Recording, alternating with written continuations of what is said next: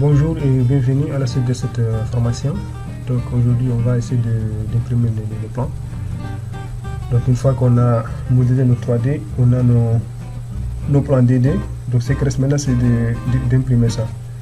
Voilà. Donc pour imprimer avec le logiciel, donc c'est très facile. Donc vous allez juste partir au niveau de vos plans, par exemple au niveau de là. Donc vous allez faire.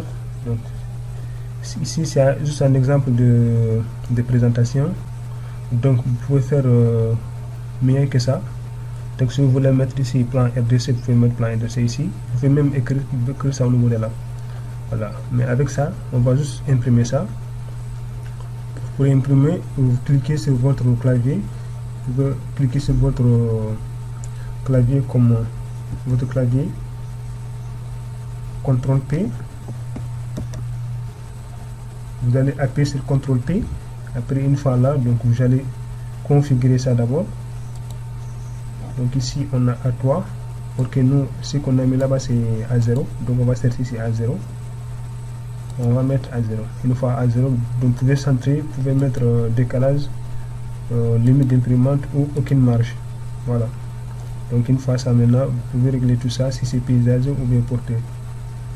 Nous ici c'est paysager. Donc si c'est couleur ou bien ça, tout ça vous pouvez régler ça au niveau de là. Donc vous cliquez OK. Une fois là maintenant, vous pouvez même apprécier pour voir. Voilà. Voici votre plan. Une fois que vous imprimez, ça sera comme ça. Donc tout ce qui est là, vous pouvez aussi modifier. Voilà.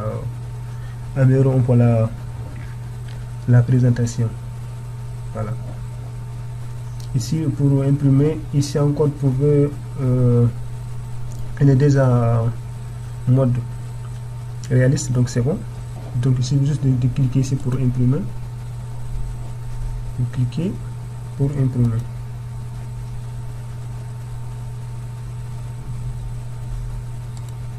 Voilà, une fois que vous faites ça maintenant, vous pouvez imprimer aussi étage 2. On va imprimer l'ensemble. Voilà, vous pouvez aussi venir au niveau de là, vous cliquez.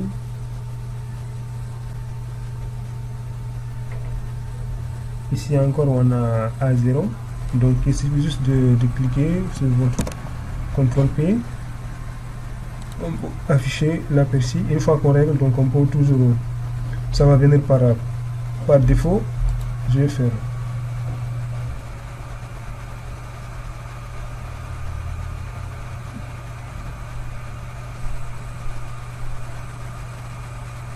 Ici je dois mettre d'abord en vue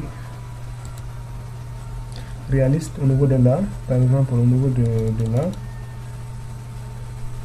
je sais pas si c'était là, c'est ça que je voulais afficher. Mon plan ici il est réaliste, donc ici encore je vais mettre sur réaliste. Voilà. Une fois ça maintenant je viens au niveau de là, je vais l'imprimer maintenant, CTRL P. Je peux afficher l'aperçu pour voir.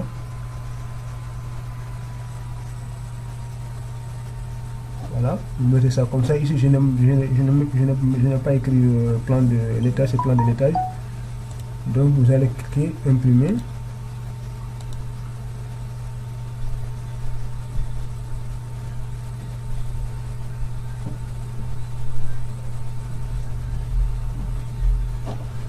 On va faire pour A6.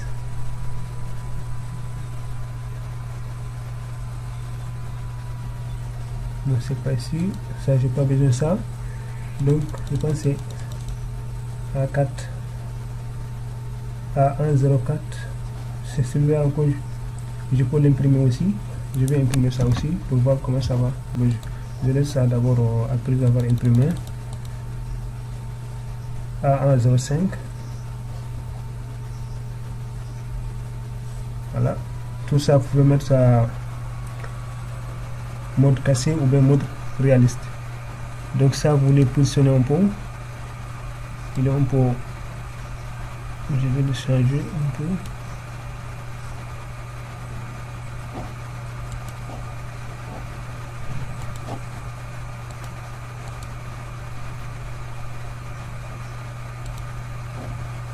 Je vais déplacer ça un peu. Voilà. Maintenant je clique CTRL P. Je mets feuille active. Je peux afficher le persil.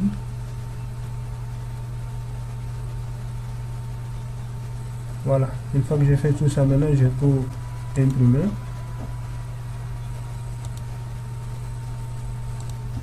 Je vais imprimer.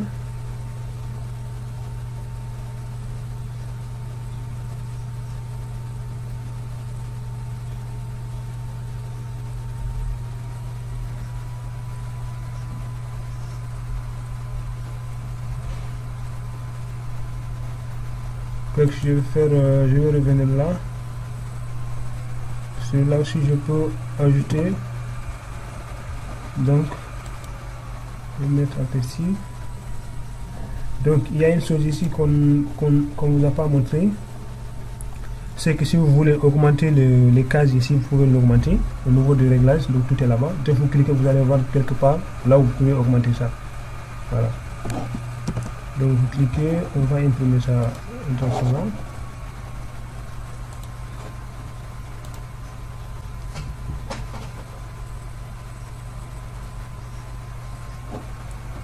Maintenant, qu'est-ce que je vais faire? Je vais créer par exemple A3. Je vais chercher A3 par exemple. Je vais mettre une autre feuille A3. Donc une fois que je fais ça, je vais chercher A3. Celui-là par exemple. Voilà. Je peux même enlever tout ce qui est là. Donc je vais chercher ce que j'ai créé l'autre fois. A3 ça va. Celui-là par exemple. Donc une fois que je fais ça, je peux venir au niveau de au niveau des images par exemple. Une fois que je fais des images au niveau de là, je vais partir chercher image avec le PC là. Je vais chercher une picture. Une fois là, je vais venir au niveau de là. Je vais pas ça, je n'ai pas écrit ça au niveau de là.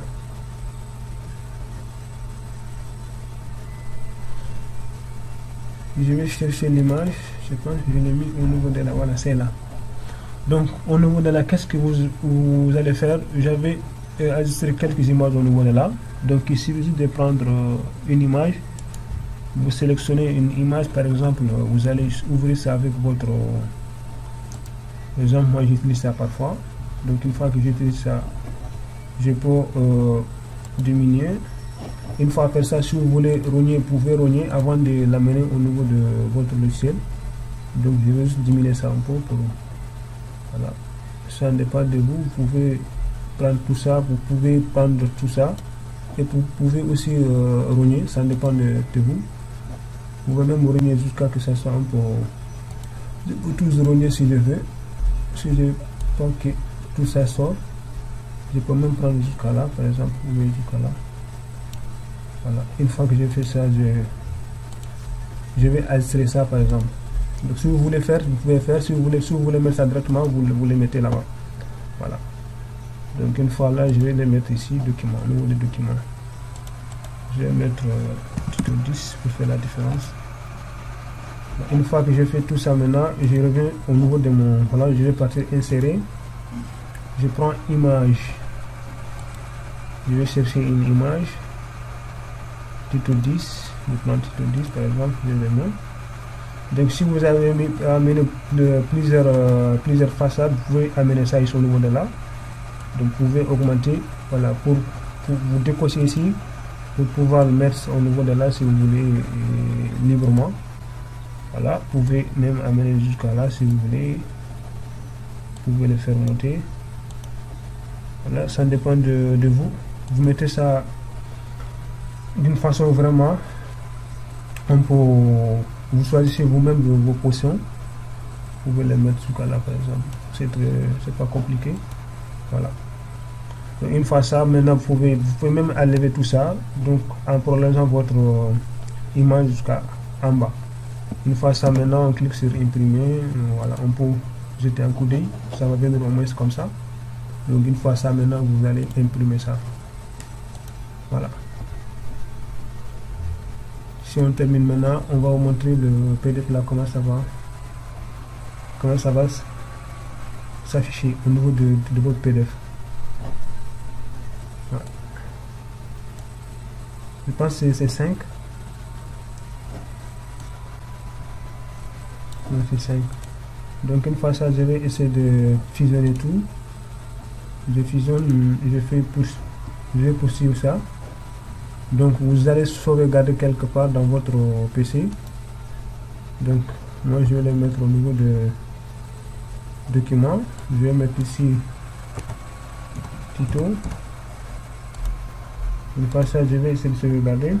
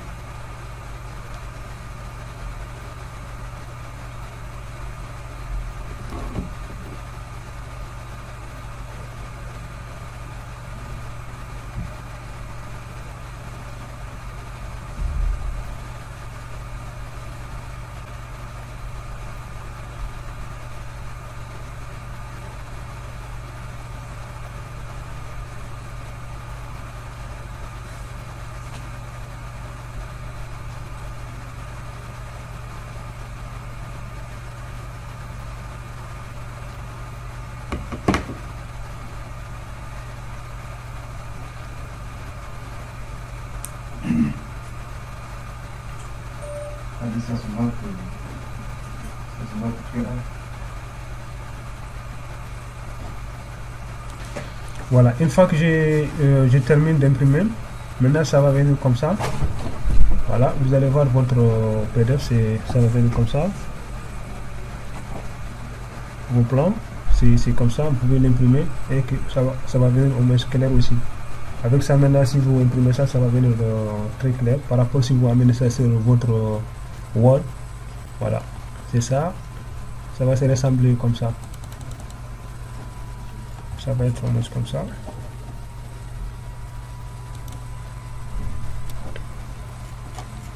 Voilà. Ça va être comme ça.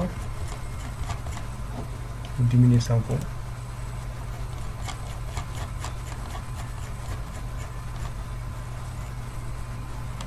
Une coupe de détails. Donc